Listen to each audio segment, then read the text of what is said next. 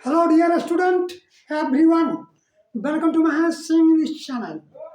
बाबुआस में आप लोगों को प्रेजेंट टेंस के अंतर्गत am is are do does have has के बारे में पढ़ाने के लिए जा रहा हूँ, जबकि ये सभी प्रेजेंट टेंस के अंतर्गत आते हैं और इनका प्रयोग प्रेजेंट टेंस के अंतर्गत किया जाता है।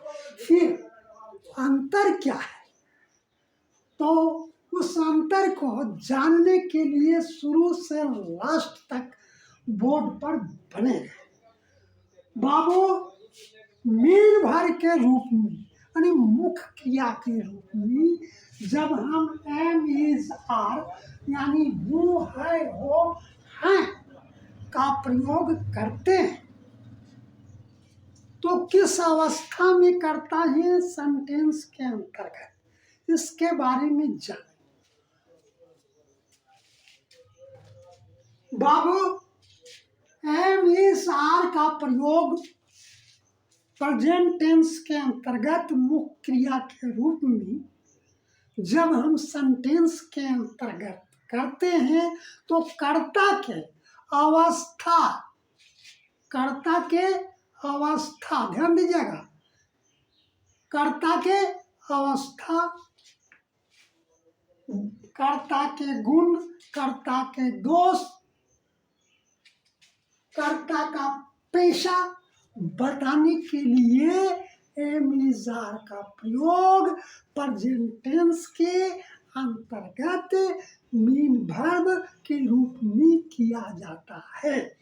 सुन लिए ना, यह स्पष्ट है बाबू।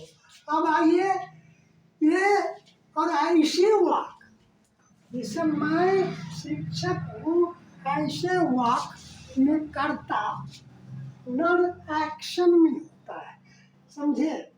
यानी कर्ता कोई कार्य करता नहीं है बल्कि कर्ता के होने का बोध कराता है, उसकी अवस्था के, उसके पेशे के, उसके गुण के, उसके दोष को।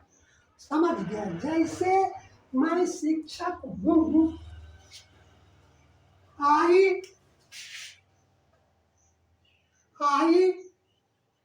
एम ए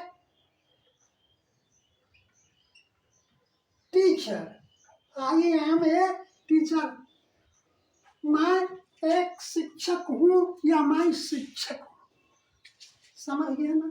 अब देखिए इसका बनाने का स्ट्रक्चर होता है बाबू, सब्जेक्ट प्लस एम प्लस, ध्यान दीजिएगा, सब्जेक्ट प्लस या इस या आर प्लस ओ डब्ल्यू, यानी कर्ता हूँ या है या हो प्लस अन्य शब्द लगा करके वाक्य को बनाया जाता है। अब है कि एम का प्रयोग बाबू सिर्फ आई के साथ में होता है, इसका प्रयोग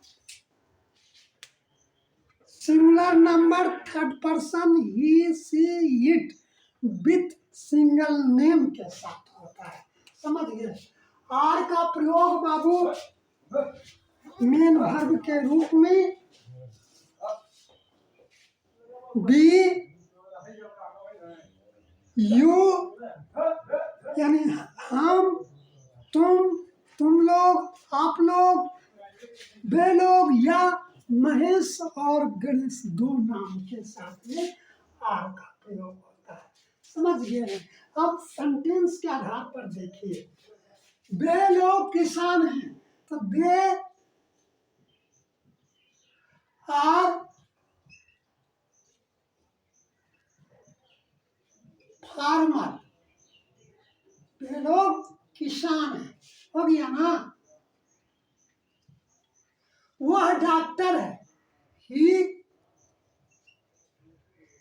इज ए डॉक्टर। अब ध्यान दीजिएगा, मैंने सेंटेंस में कहा था कि कर्ता के अवस्था, तो कर्ता के अवस्था का या कर्ता के होने का बोध कराता है। कौन जी? एम इज आर मेन भाव के रूप में, यानी कि जब हम कर्ता के अवस्था, जाति, धर्म, गुण, दोष या पेशा को बतलाने के लिए समझे प्रेजेंट टेंस के अंतर्गत हूँ, है, हो का प्रयोग करते हैं मुख्य क्रिया के रूप में। समझ गए? आप देखिए, मैं शिक्षक हूँ, तो यहाँ पर क्या है? कर्ता का होने का बोध करा रहा है। वे लोग किसान है, कर्ता का होने का बोध करा रहा है। समझ गए? और वह डॉक्टर है, तो वो पेशा का बोध करा रहा है। मैं इंसान हूँ, हाँ, या मैं इंसान हूँ तो मेरा गुण का बोध कर रहा है। आई एम जेंटल या हम और जेंटल। समझ गया ना? अब आइए डू और डज। डू और डज का प्रयोग करने के, करना के, डू और डज का प्रयोग करना के रूप में होता है। समझ गए? जैसे मैं होमवर्क करता हूँ, वह होमवर्क करता है, वे लोग होमवर्क करते हैं। समझ गए? देख रहे हैं ना? यानी करने का रूप में बोध होता है, मीन वर्ब के रूप में। जैसे मैं होमवर्क करता हूँ, आई डू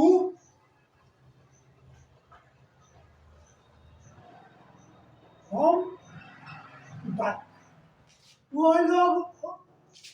वह होमवर्क करता है, ही डज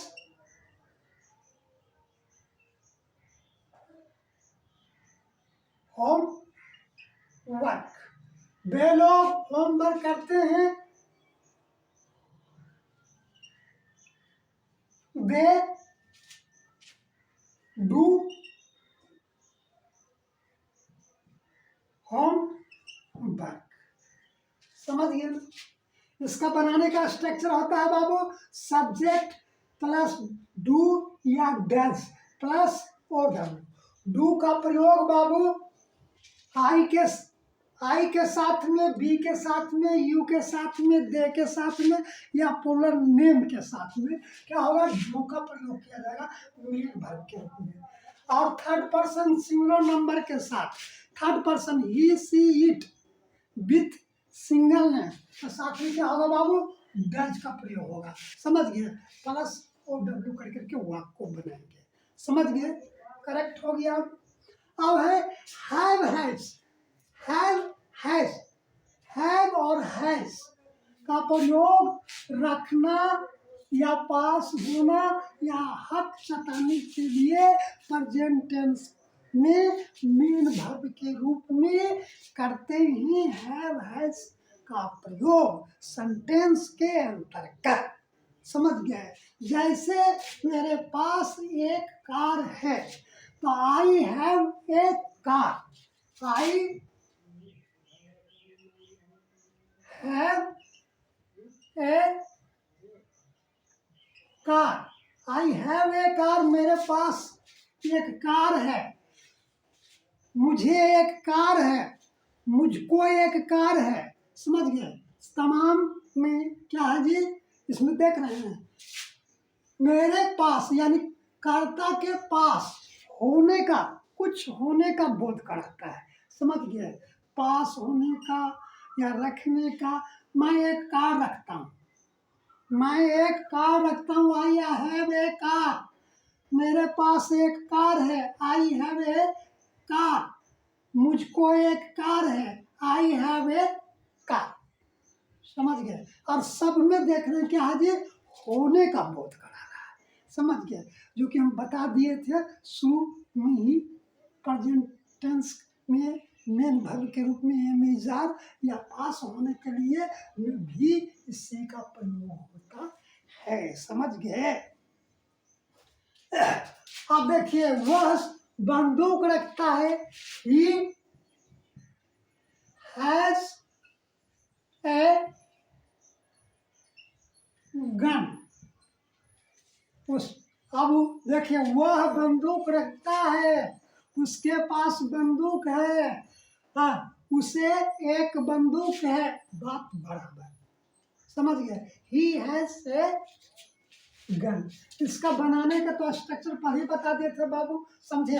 अब देखिए पास, यहाँ बोल रही है सब्जेक्ट अगर आई है तो है, सब्जेक्ट अगर आई है, बी है, यू है, दे है, या पूरा नेम रहेगा बाबू, तो क्या होगा जी, हैव का प्रयोग किया जाएगा मेन वर्ब के रूप में। थर्ड पर्सन सिंगुलर नंबर रहेगा, ही सी इट विथ नेम रहेंगे तो हैज का प्रयोग होगा प्लस ओ डब्ल्यू लगा करके वाक्य को बनाएंगे, समझ गए। ना समझ गए नहीं, यानी ये आप देखिए मेन वर्ब में क्या अंतर है, प्रेजेंट टेंस के अंतर्गत हूँ है हो का, ये चीज स्पष्ट हो रहा है ना। आप देखिए मैं शिक्षक हूँ, तो आई एम अ टीचर, मैं एक शिक्षक हूँ, इसमें भी होने का बोध करा है हूँ, है ना, है ना। तो इसमें इसका स्ट्रक्चर है सब्जेक्ट प्लस एम या इज या आर प्लस ओ डब्ल्यू करके बनाया गया है ना। अब यही चीज जो है समझे, इसी टेंस के अंतर्गत ये क्या है जी, मेन वर्ब के रूप में डू और डज। तो डू और डज का प्रयोग मेन वर्ब के रूप में मतलब करना, हाँ या करना या करता के रूप में, जैसे करता हूँ, समझे, करता हूँ, करता हूँ, मैं होमवर्क करता हूँ, समझे, वह होमवर्क करता है, वे लोग होमवर्क करते हैं, है ना। तो देखिए सब में हूँ है मेन वर्ब के रूप में काम कर रहा है ना, मेन वर्ब के रूप में कर रहा है ना। तो इसमें क्या होता है जी, प्रेजेंट, ये क्या है जी, प्रेजेंट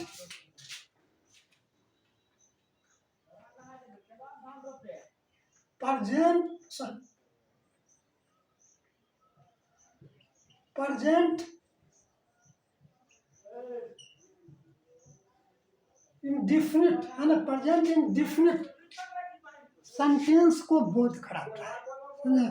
ये कहता है तातीते है ना, जो कराता है, लेकिन इसमें कराते मेन वर्ब के रूप प्रेजेंट इंडिफिनिट टेंस के वाक्य के रूप में प्रस्तुत हुए हैं, समझे। लेकिन इसमें जो है करना, यहाँ जो देख रहे हैं ना, करना, तब करना का बोध कराने के लिए डू और dash main verb present indefinite tense के अंतर्गत, समझ गए। आप घबराइएगा नहीं बहुत, अरे कहा गया बाबू ओल्ड इज गोल्ड, समझ गए। मैं जो मेरी आवाज़ लड़खड़ा है, लेकिन मेरी आवाज़ लड़खड़ाती है, लेकिन हम किसी भी ज्ञान के रूप में यानी उम्र के मतलब अनुभव के रूप में हम बाघ हैं, समझ गए, बाघ के समान इसी हमेशा याद, समझे। आप देखिए समझ रहे हैं मेरी बात। अब मैं होमवर्क करता हूँ, बता दिए इसको, समझ गए इस चीज को, इधर भी सब समझा दिए। अब आइए जुड़े भाव के रूप में, एक जुड़े भाव यानी सहायक क्रिया के रूप में, सहायक क्रिया के रूप में इजार का प्रयोग, समझे, प्रेजेंट कंटिन्यूअस टेंस में किया जाता है। ऐसे बाबू हम मेन वर्ब और ऑक्सिलरी वर्ब को हमें एक मतलब कि खास कर करके इजार का हम दे चुके हैं, समझे। मेरा दूसरा वीडियो वही था, समझ गए ना। और उसमें हम मतलब कि इस ऑक्सिलरी वर्ब के रूप में 10 से 11 प्रकार का प्रयोग हम एम इज़ार के बारे में पढ़ा चुके हैं, समझ गए ना। लेकिन हम यहाँ पर सिर्फ अंतर के बारे में पढ़ा रहे हैं, इसको समझिए। प्रेजेंट कंटिन्यूअस टेंस, तो प्रेजेंट कंटिन्यूअस टेंस में आता है एज, यानी हूँ है का प्रयोग एक्सुअल वर्ब के रूप में। तो प्रेजेंट कंटिन्यूअस टेंस में एक्सुअल वर्ब का प्रयोग क्या होता है जी, सहायक क्रिया के रूप में होता है। इसका बनाने का स्ट्रक्चर होता है subject plus am, am is, are plus V4 plus object. जैसे मैं अंग्रेजी पढ़ा रहा हूँ, मैं अंग्रेजी पढ़ा रहा हूँ, तो इस पढ़ा रहा हूँ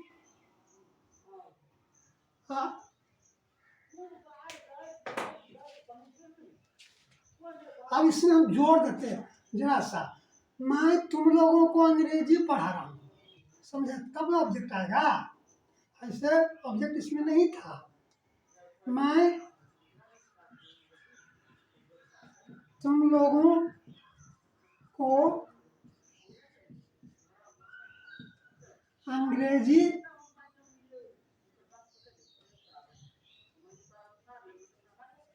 पढ़ा रहा हूँ। देखिए क्या आ जाएगा, मैं आई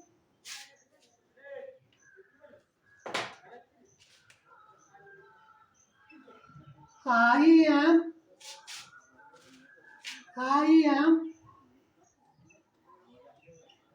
टीचिंग यू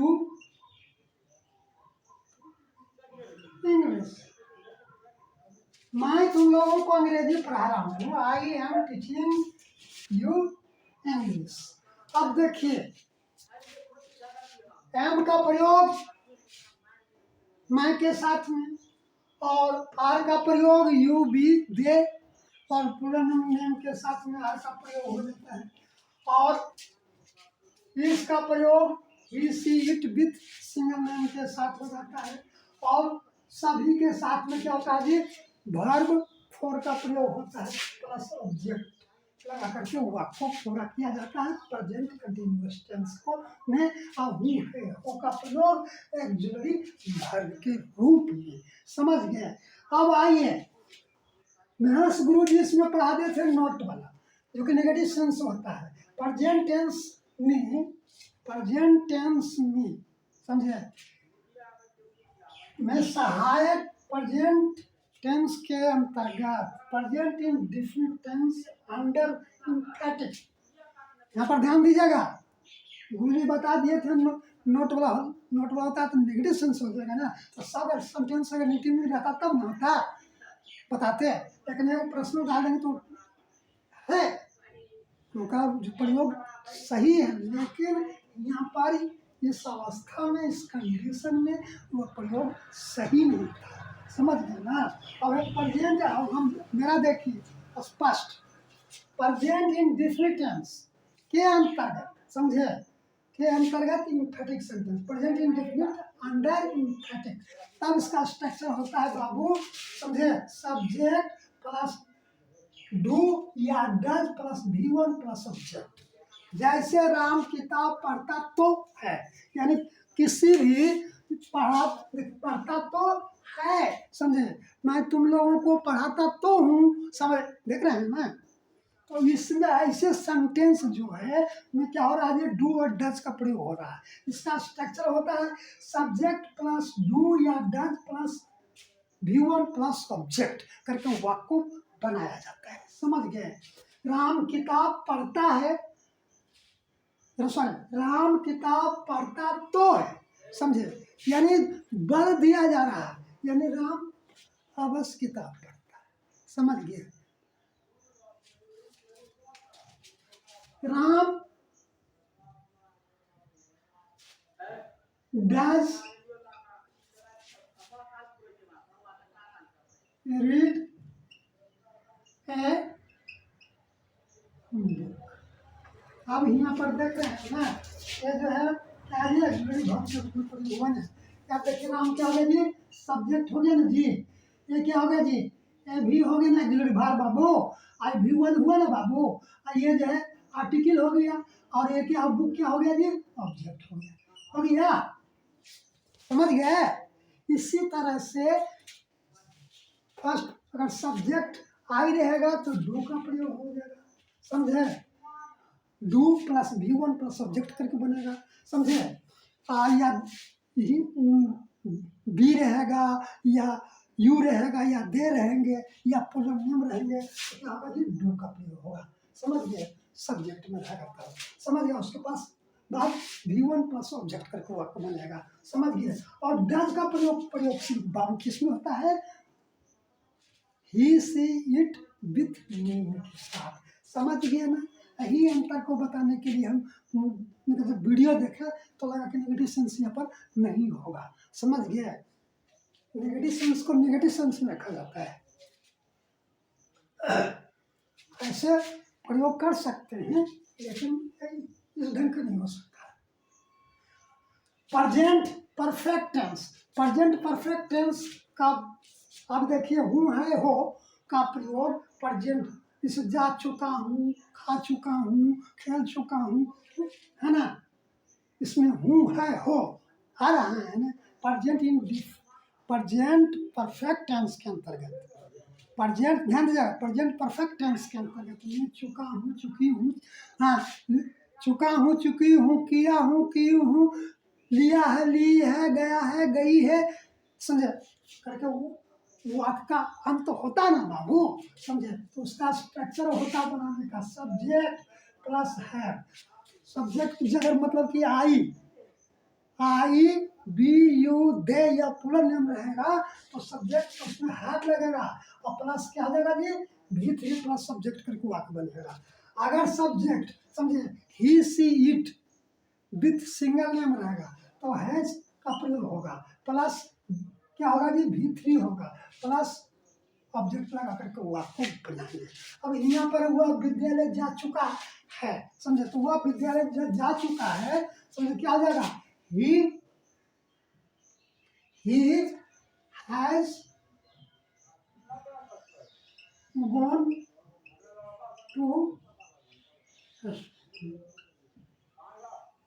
हो गया ना, ये क्या हो गया जी, सब्जेक्ट हो गया, हैज क्या हो गया जी, ए भी हो गया, ऑक्सिलरी वर्ब हो गया बाबू, हो गया ना, गॉड क्या हो गया जी, भी थ्री हो गया बाबू, और स्कूल क्या हो गया जी, ऑब्जेक्ट हो गया, हो गया ना। जय हिंद।